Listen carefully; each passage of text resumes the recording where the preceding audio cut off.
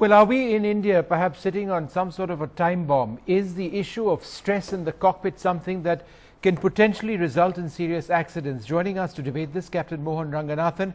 He's an air safety expert, joins us from Chennai. Captain S.S. Panesar, an ex-director of flight safety and training from Indian Airlines, are with us as well. Jitendra Bhargav, a former director of Air India. Mr. Kanu Gohain, former Director General of Civil Aviation. G.R. Gopinath, the founder of Air Deccan.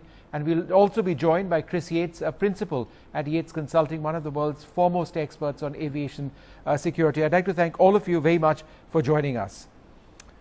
Let me come to you first, Captain Ranganathan. If you look at the letter that the Indian Commercial Pilots Association has written to the DGCA, it sounds as if this is a panic alarm. Is it genuinely as bad as this? When do we say that, look, these are not pilots looking for more money, and that these are pilots who are seriously worried about their mental state in the cockpit? When do we draw that distinction? See, Vishnu, to start with, they refer to the contract co-pilots. Yes. Now, unless things have changed from the time I was in Indian Airlines, only a permanent employee can be a member of ICPA. So there's a question mark on the letter which they've written.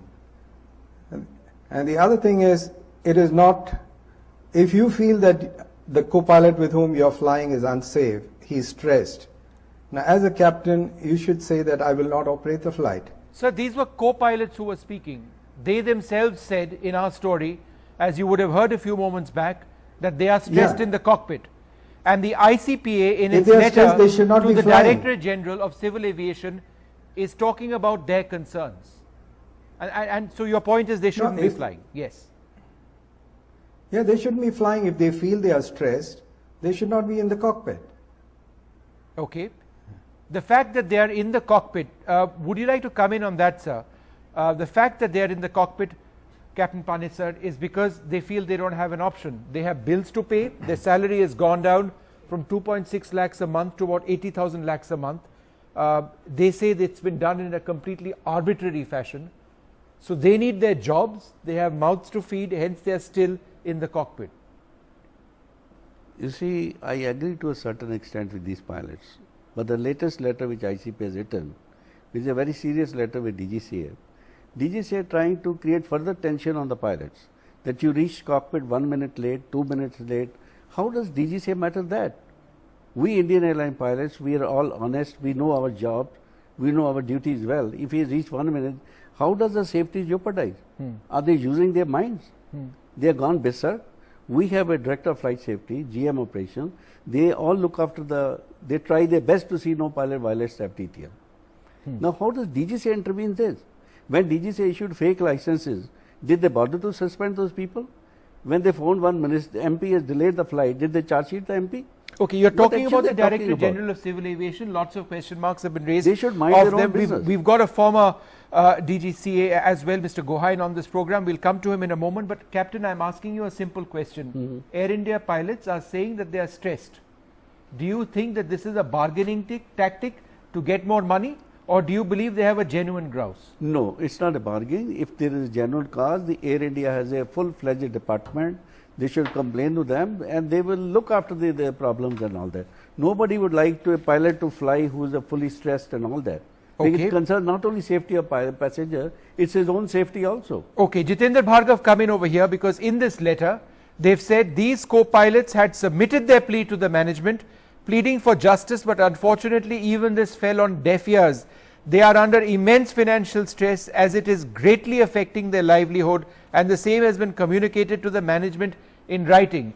The point is that this is an airline which doesn't have a culture of listening. That's what a lot of pilots who I spoke to said. The airline doesn't listen to what our concerns are. So we can ad nauseum put in our complaints, nothing will happen. Now pilots are saying they are stressed and they are flying. Is Air India missing something very significant here? Mr. Bhargav. Vishnu, 3 points here. Number one, there have been occasions in the past when the pilots have taken up for their redressal of their issues, raised the bogey of safety. This could well be one. Second, I 100% concur with you that Air India management does not pay heed to even valid suggestions unless there is a threat put on it. The third is regarding DGCA. DGCA has lost credibility in the recent years, so they cannot really be looking at an issue impartially and for the good of the aviation sector. There are vested interests serving, so pilots are to a point legitimate in raising the issue because DGCA must be held accountable, and if there is even a slightest kind of an indication that pilots are being stressed, they ought to be looking at it. But for ICPA to raise the hype is unwarranted. Let DGCA take a call. They have addressed the issue to DGCA. Let DGCA get experts to look into it. But as I said earlier, it's a question of credibility of DGCA. Will they go by what DGCA's verdict is not, I cannot really say. Mr. Gohain, as a former DGCA yourself, is it not true that the DGCA, despite the fact that it's supposed to be independent, effectively works under the government, that it's an agency that's been pressurized by Air India in the past? In instances like this, why hasn't the DGCA proactively done something? Why is the DGCA waiting to take action when in fact it's already got this entire issue of pilot safety? Everybody was speaking about it. It's been known for a while. These co-pilots have not been paid for a while. Why hasn't the DGCA proactively done something about it rather than have to receive these letters?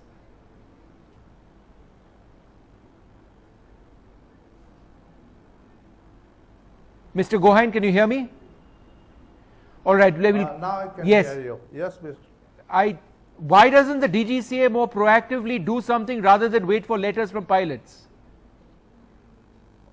Well, Vishnu, the DGCA certainly takes into account the ground realities and takes proactive action. Now, in this debate, we are listening to all the experts, and I do agree with Mr. Jitendra Bhargav as well as the first gentleman, Captain Ranganathan, that if the pilots are stressed, they have the option not to operate the flight. So they lose their when salary. they come for the medical. They lose their salary, sir. No. Each day they choose not to fly. These co-pilots lose their salary. They get no sick leave. Let me finish, Vishnu. Finish, Vishnu. In the pay structure is they have a basic salary, allowances. They have got some other payments also, as far as I know. And what they will lose for not flying is the flying allowance part of it. As far as I know, maybe today also the same thing in Air India, when they are taking these co-pilots on contractual service, they get about 1.25 as their salary, including allowances, plus they get something called 1.5 lakhs, some payments. So these co-pilots have gone on record saying that their salaries have been cut down, sir, from 2.6 lakhs a month to approximately 80,000 rupees in hand per month. This is the primary concern over here, again, sir. Right, Vishnu. This is why they this feel is they are factual. Yes. One can take note of it, but it is not factual. So please, maybe Air India, somebody will be able to clarify to you. It is not correct. These The co-pilots are get wrong in what they are 80,000 saying. Basic. Okay. I Captain think Gopinath, so, because okay. recently. I'll just quote again from this letter, sir. This is it's a legal representation to the DGCA. Captain Gopinath, these pilots are saying, the letter says, these co-pilots are being paid an ad hoc payment for more than 18 months, which amounts to less than 1/3 of their actual salary. They are forced to work overtime without any remuneration. There is no payment for domestic night stops, which adds to the financial burden.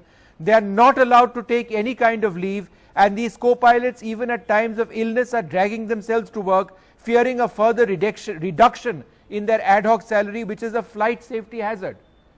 If this is the state, sir, who wouldn't be affected mentally? Who would be able to work properly in the cockpit? Captain Gopinath, go ahead, sir.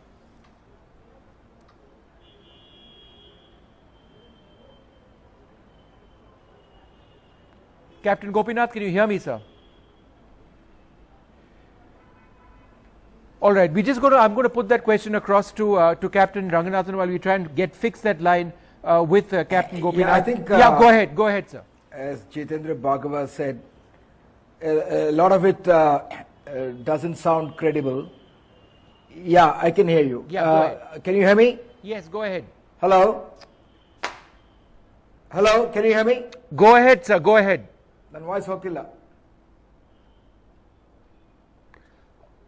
All right, there's a bit of a delay in that line. We'll just we'll come back to him in a moment from now.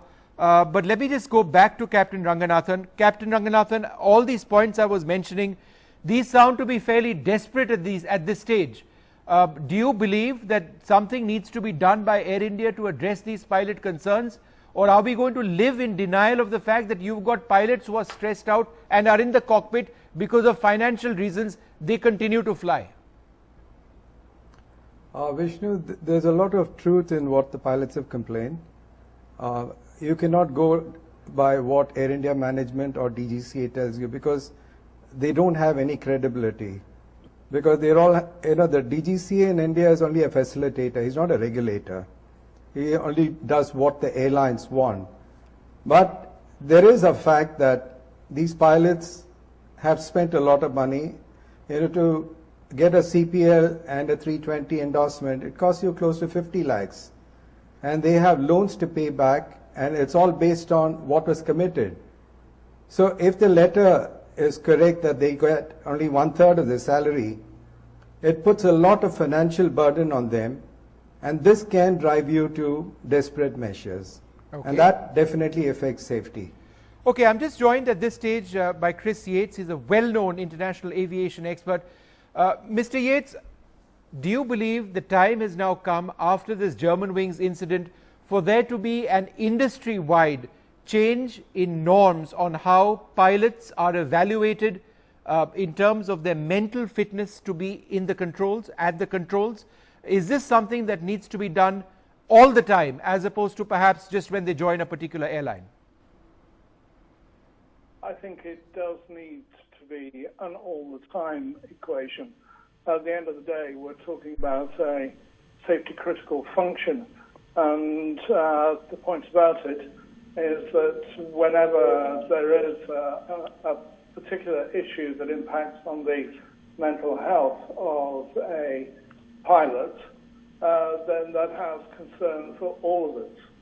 And the issue has got to be sorted out, and sorted out very quickly indeed. Okay, and do you believe, sir, that the entire policy of self-disclosure, which has been the international norm in aviation, if a pilot is unwell, is suffering from some sort of health issue, whether it's a mental health issue or something else, needs to be done away with, that airlines need to be proactive in themselves checking out on the well-being of the pilots who fly planes?